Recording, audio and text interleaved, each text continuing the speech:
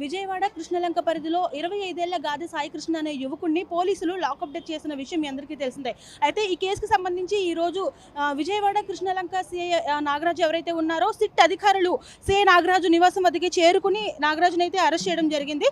So ఈ నేపథ్యంలో నాగరాజు మద్దతుదారులు ఎవరైతే ఉన్నారో భారీ ఎత్తున నాగరాజు నివాసానికి చేరుకుని అరెస్టునైతే అడ్డుకునే పరిస్థితులు అయితే నెలకొన్నాయి.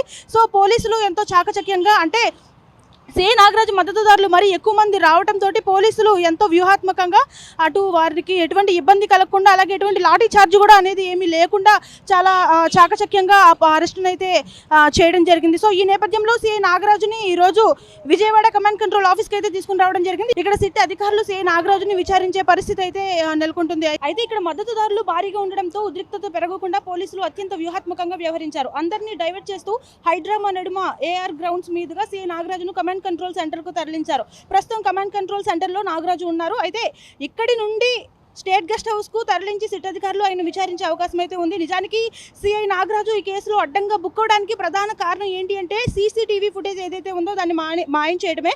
అయితే సాయి కృష్ణ లాకప్ డెత్ జరిగిన సమయానికి సంబంధించిన సీసీటీవీ ఫుటేజ్ ని నాగరాజు మాయం చేసినట్లు సిట్ అధికారులు అయితే పక్కా ఆధారాలతో గుర్తించారు. ఇటీవల కోర్టు మే 1 నుండి జూన్ 1 వరకు సంబంధించిన నెల రోజుల సీసీటీవీ ఫుటేజ్ ని భద్రపరచాలని ఆదేశించింది. అయితే కోర్టు ఆదేశాల కంటే ముందే సిఐ నాగరాజు చాలా తెలివిగా ఆ నెల రోజుల సీసీటీవీ ఫుటేజ్ ని డిలీట్ చేశారు. ఆ నెల రోజుల్లో కేవలం 2 రోజుల ఫుటేజ్ ని మాత్రమే ఉంచి మిగతా రోజులకు సంబంధించిన కీలక ఆధారాలన్నింటినీ కూడా మాయం చేశారు. అయితే ఈ విషయాన్ని సిట్ టెక్నికల్ టీం పక్కాగా కనిపెట్టింది. అయితే ఆధారాల విధ్వంసానికి పాల్పడడం లాకప్ డెత్ లో కీలక పాత్ర పోషించారనే బలమైన సాక్ష్యాలతోనే సిట్ అధికారులు ఈ రోజు నాగరాజును అరెస్ట్ చేశారు. ప్రస్తుతం కమాండ్ కంట్రోల్ లో ఉంచిన నాగరాజును కాసేపట్లో స్టేట్ గెస్ట్ హౌస్ లో సిట్ అధికారులు సుదీర్ఘంగా ప్రశ్నించనున్నారు. ఈ కేసులో ఇంకా ఎవరెవరి హస్తం ఉందనే కోణంలో విచారణ జరగబోతోంది.